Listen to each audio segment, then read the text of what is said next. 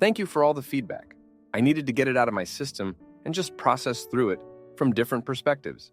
Because even though it has been discussed, it still weighs on me. To clarify, it was addressed when I was postpartum, and he did not cheat.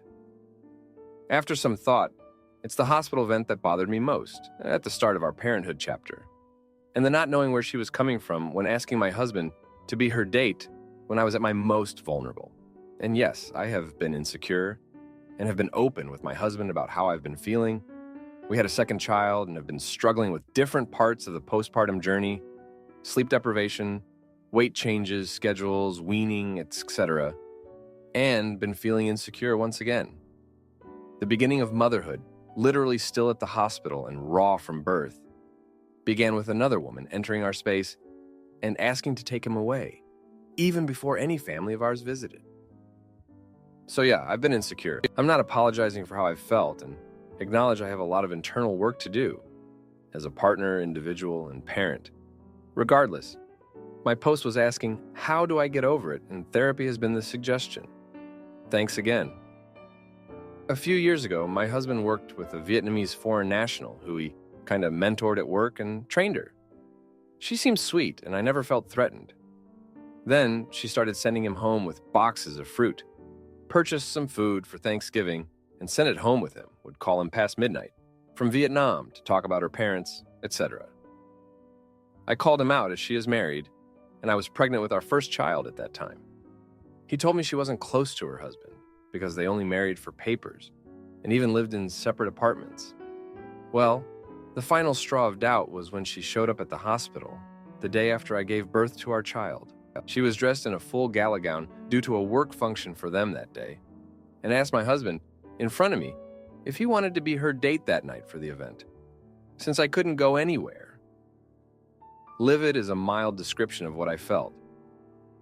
He isn't going anywhere with you. We just had our baby, blurted out of my mind. And my husband had a brief look of disbelief in face. And he too told her no, because he was on paternity leave and was staying with his wife and newborn. It's been 5 years since then, and I can't shake the feeling that he cheated on me while I was pregnant.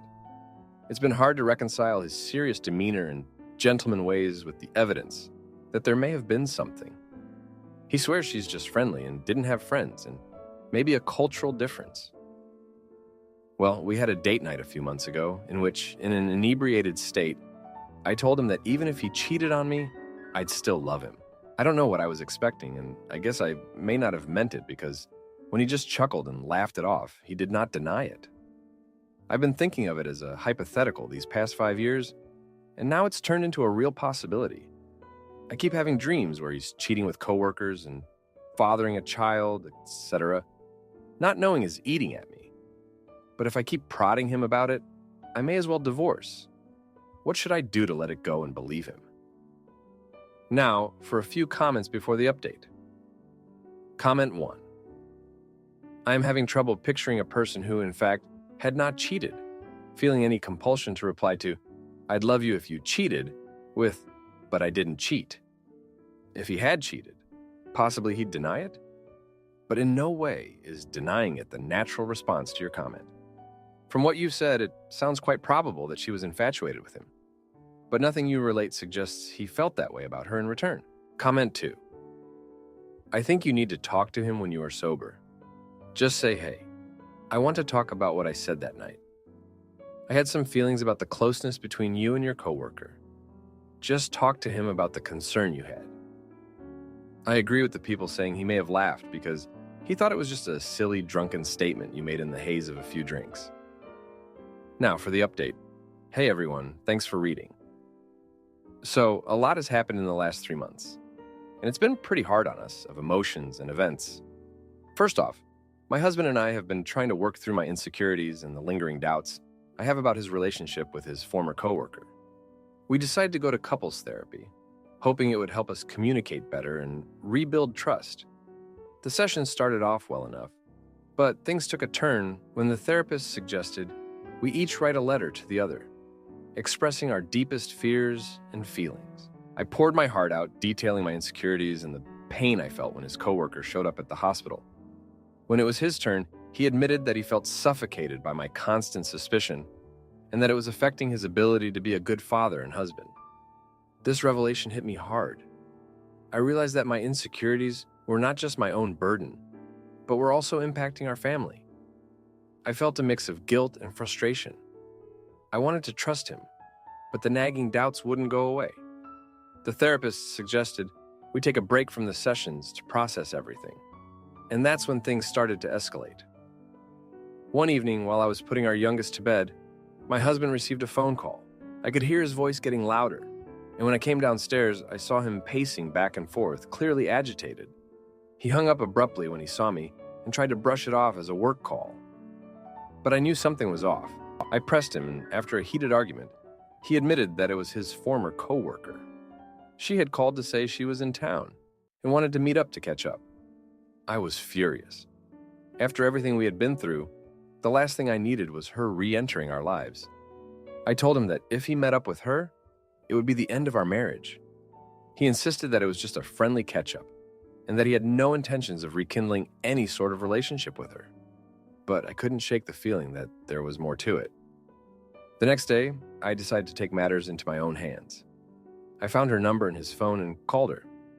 I told her in no uncertain terms that she needed to stay away from my husband and our family. She seemed taken aback and assured me that she had no ill intentions, but I wasn't convinced. I hung up, feeling a mix of empowerment and dread. I knew this could either solve the problem or make things worse. A few days later, my husband came home from work looking defeated.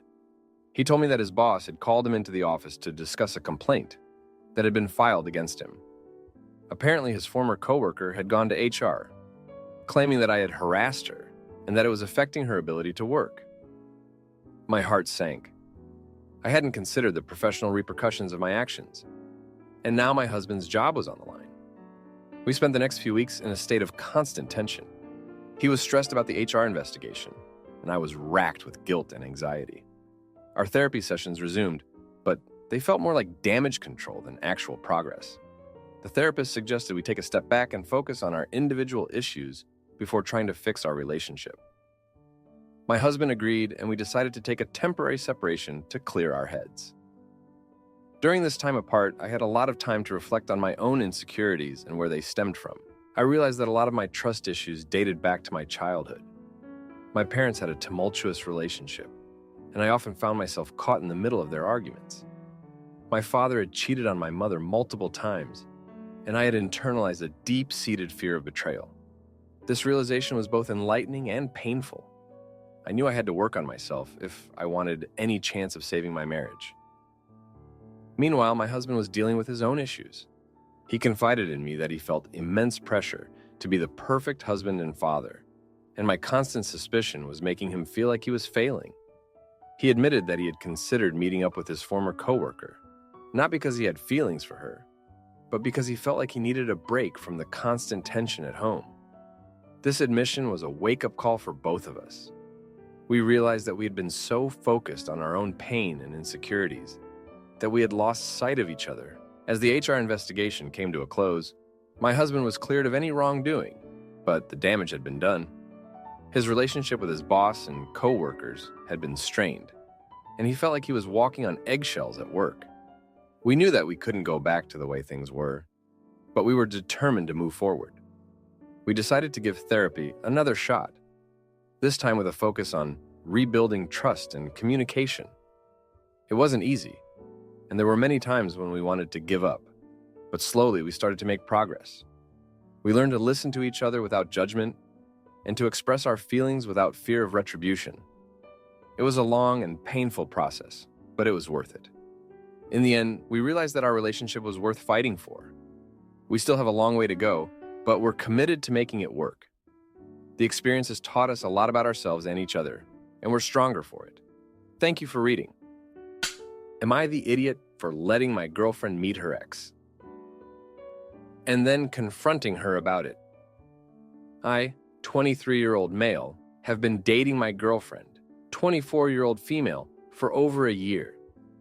I've been the boyfriend that treated her the best, changed her lifestyle to be healthier, has her parents' approval, etc. She used to get abused and lied to in previous relationships. We are now away on a business trip, not really business, but it's for my job. and we are staying at a hotel, which happens to be an estate her ex-boyfriend from 3 relationships ago lives in. As said, this is a work trip and I will need to leave the hotel for a few hours, and she has the entire place to herself. She has the option of accompanying me to my job out here, but has opted to stay at the hotel. Skipping forward, she's texting her ex, who she changed the contact name on her phone for, and they've already planned on meeting in the evening today.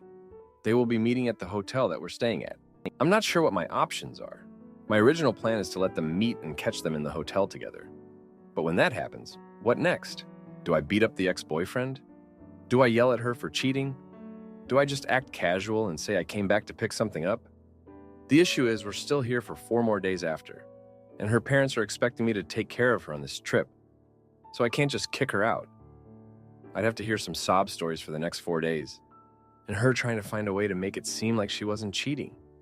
The other issue is, what if the ex bails and they don't meet up? She still had the intent to meet up with him. Do I just act like nothing was going to happen? She deletes the messages from her phone so I'd have no living proof that it was going to happen. And then on top of it, she will know I went through her phone, which I normally don't do. But I just had that gut feeling that she'd do exactly this, as I knew from previous stories she told me about this ex, and that he lives in this exact state we're at. She claimed to have blocked this ex a long time ago. About 6 months into the relationship, she accidentally unblocked him, which is how I caught him trying to call her. She blocked him after we discussed it, and I thought that was over. Now it's about 7 months later since then, and she's talking to him, has him as a girl's name on her phone, and on Do Not Disturb, so the messages don't pop up. Almost forgot. About a month ago, I waved at a high school friend, female, who used to be on my track and field team. I didn't try to engage in conversation, just a simple hi as my girlfriend was right next to me, and we were walking in opposite directions. She went on a whole argument that it's disrespectful to even know other girls, to even say hi, to even look in the direction of another girl. Which brings me to how I saw the signs before, because now she's not only talking to a guy, she's planning on meeting up with him in a different state. One more thing. She thinks the hotel only had 1 key card, but I have the second one. The only problem is that if I were to even catch them in the act, she always uses the extra lock from someone breaking in. How should I go about this if they're both inside the room? And she won't open the door because obviously she'll get caught cheating. Now for a few comments before the update. Comment 1. Brother, why are you even entertaining these comments? Take pictures of the texts on your phone. She can't delete those. Call her out and move on. Since you all are out of state and in a hotel, tell her she'll have to stay in the hotel for the next 4 days. You're not the one who decided to throw a wrench into the relationship. Comment 2. Her parents are expecting me to take care of her on this trip. Call her parents. Tell them that their daughter is cheating with her ex on this trip, and they're going to need to get her a new room to stay in and arrange her return travel. Then sit back and watch her be surprised. Now for the update. Hey everyone, a lot has happened since my last post. So I decided to go with my gut and let them meet. I left the hotel for my work, but I came back earlier than planned. I used the second key card to get into the room, but as I expected, the extra lock was on. I knocked on the door and after a few moments, she opened it, looking surprised and a bit guilty. Her ex was sitting on the bed, looking uncomfortable. I kept my cool and just said I forgot something. I grabbed my laptop and left the room, but the tension was thick. Later that evening, I confronted her.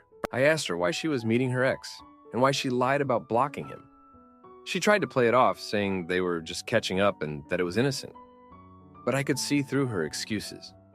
I told her I knew she had changed his contact name and that she had planned this behind my back. She started crying, saying she was sorry and that it was a mistake. I didn't know what to believe. The next few days were awkward. We still had to stay in the hotel and her parents were expecting me to take care of her. She kept trying to apologize and explain herself, but I was too hurt to listen. I felt betrayed and didn't know if I could trust her again. We had a few arguments and she kept insisting that nothing happened between them. But the fact that she lied and planned to meet him was enough for me. One night we had a long talk. She opened up about her past relationships and how she had been abused and lied to. She said she was scared of losing me and that she didn't know how to handle her feelings. She admitted that she still had unresolved feelings for her ex, and that she was confused. I could see the pain in her eyes, and it made me realize that she was struggling with her own demons. I told her that I needed time to think and that we needed to take a break. She was devastated, but she understood. We decided to finish the trip and then take some time apart to figure things out. It was hard, but I knew it was the right thing to do. During the break, I had a lot of time to reflect on our relationship. I realized that I had been trying to change her and make her fit into my idea of a perfect girlfriend. I had been controlling and not giving her the space she needed to heal from her past. I also realized that I had my own insecurities and that I needed to work on myself. We eventually met up to talk about our future. She told me that she had been seeing a therapist and that she was working on her issues. She apologized again for lying and said that she wanted to make things right. I could see that she was genuinely trying to change, and it made me hopeful. We decided to give our relationship another chance, but with some changes. We agreed to be more open and honest with each other and to give each other space when needed. We also decided to see a couples therapist to help us work through our issues. It's been a few weeks since we got back together, and things have been better. We're still working on our trust issues, but we're both committed to making it work. I've learned to be more understanding and patient, and she's been more open about her feelings. It's not perfect, but we're taking it one day at a time. Looking back, I can see that this whole situation was a wake-up call for both of us. It made us realize that we needed to address our issues and work on ourselves before we could have a healthy relationship. It's been a tough journey, but I believe we're stronger because of it. Thanks for reading. Am I the idiot for choosing my parents over my girlfriend and realizing my mom's control ruined everything? My girlfriend, 31 years old, and I, 28 years old, have been together for about 1.5 years. We have traveled together interstate and had several arguments before, all of which have been resolved before we went to bed. I usually feel safe in the relationship and happy to voice out my concerns and annoyances with her. Mainly how she would pout and express discontent with what I've done, so I feel bad and then make it up to her in one way or another. Just for context, my parents do not like my girlfriend. This has been the case since day one, but we still decided to go through the relationship and try to weather the storm. We've had several discussions about my family, and I've always reassured her that it is something that takes time. We have had several dinners and celebrations with her family, but only 2 dinners with my family. Fast forward to a few days ago when she invited me to a wedding of her friends in another country. We have been to several weddings interstate, so traveling together is not a new thing for us. The dates for the weddings were on my father and mother's birthdays, both of which were near Christmas. She told me to have a chat with my parents, as I still live under their roof. My mother was not agreeable to traveling overseas with her, and as I was thinking long term, I wanted to give my mother this to keep the peace and then negotiate having Christmas dinner together with my girlfriend. I told my girlfriend this decision and what I was aiming for, Christmas dinner invitation. She started giving me the cold shoulder and the eye rolls, and when we parted ways for the night, she mumbled, "It's always about your mom." I got a phone call not too long later in the night where she suddenly blurted out, "I give up and I can't do this anymore." It was a shock, and I was speechless more than anything. She reaffirmed that this was what she wanted, as continuing things wouldn't change anything, so we ended things. I remember telling her that we would only ever bring up breaking up in talks and arguments if we were serious about it, never as a joke. She contacts me the next day to chat about it in person. She apologized and wanted to patch things up, to which I answered that it was better for things to break off, as saying something like that had to come from somewhere, and that she could find someone better to meet her timeline needs. Tears were shed, and I took that as closure. I got contacted again the next day and was asked, "Do you really want to throw our relationship away?" I felt bad, and I kept thinking that I could make things work. But the realization that she's older than me and our timelines in life weren't matching up meant that I had to let her go instead of caging her in the relationship, and with how my family dynamics were different from hers. I was really committed to the relationship and had laid out my plans and timeline for her to get married and have children together. I even considered plans with my career to suit things better with her. I just needed time to set everything up, but I always felt pressured by her to get married quicker and have children quicker. Her sister has a boyfriend of longer duration, and she is treating it as a competition with her sister to who gets married first, as she's insistent that the first one to get married will have a grander wedding and get more monetary support from the parents. This rush was something I always disagreed with her on and always felt pressured by. I always wonder if it was the right choice to let her go. People my age said no, but people of my parents' age said it is. Now for an update. Thank you everyone for your harsh but needed criticisms. I have now proceeded to seek professional help and therapy. I looked up qualities of an enmeshment family, and it is exactly what is happening to me. I will be working on this and myself. Now for a few comments before the update. Comment 1. OP. So you thought that offering to let her come to Christmas dinner at your mother's house was a deluxe trade in exchange for missing her friend's wedding and traveling overseas? You thought that she'd think that was a prize, missing her own beloved family holiday to spend Christmas with your parents who dislike her? Comment 2. She found time for you to get away and be a normal couple at a wedding. You declined and offered her time together, supervised by people who hate her. And she'd be missing out on Christmas with people who don't resent her existence. It sounds like there was no place for her in your family, and she got tired of it. Now for the update. Thank you everyone for your comments and support. After the breakup, I decided to focus on myself and started therapy to deal with my family dynamics. The first few sessions were eye-opening. My therapist helped me see how deeply enmeshed I was with my parents, especially my mom. It was tough to hear, but necessary. I realized that my relationship with my girlfriend had been heavily influenced by my need to keep my mom happy, often at the expense of my own happiness. A few days into therapy, I got a call from my ex-girlfriend. She wanted to meet up and talk things through one last time. I was hesitant, but agreed, thinking it might give me some closure. We met at a coffee shop, and she looked different, more composed, almost like she had made peace with the breakup. She started by apologizing again for how things ended and admitted that she had been too focused on her own timeline and pressures from her family. As we talked, she revealed something that caught me off guard. She had been seeing someone else for a few weeks before our breakup. It wasn't serious, she claimed, but it made her realize that she was looking for something I couldn't give her at that moment. I felt a mix of anger and relief. Angry because she had been emotionally unfaithful, but relieved because it confirmed that breaking up was the right decision. The next few days were a blur. I threw myself into work and therapy, trying to process everything. My therapist suggested I take some time away from my parents to gain some independence and clarity. I decided to stay with a friend for a week. It was liberating to have my own space and make my own decisions without my mom's constant input.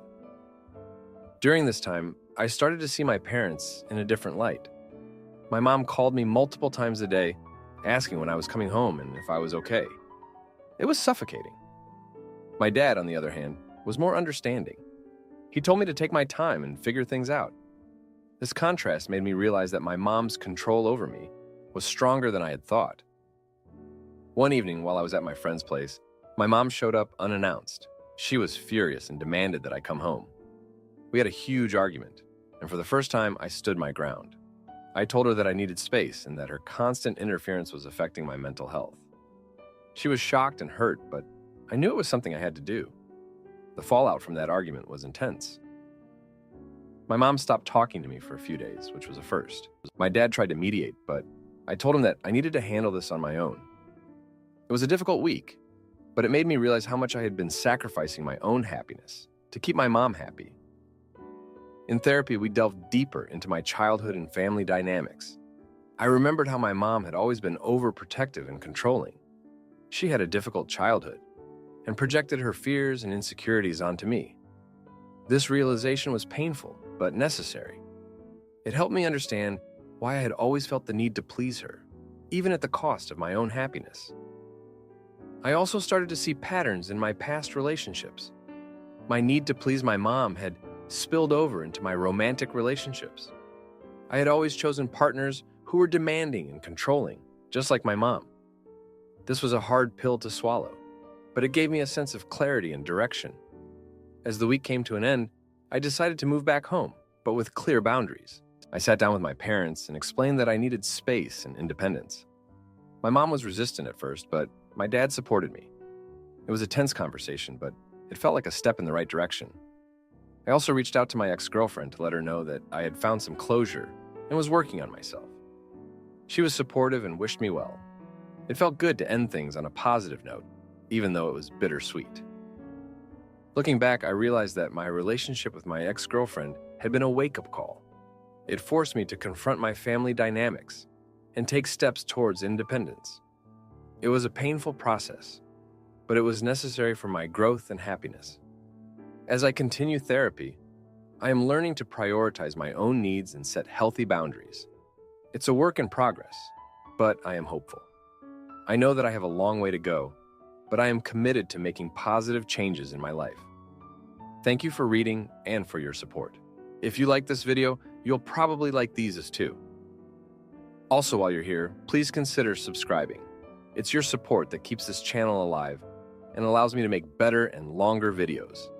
Have a great day,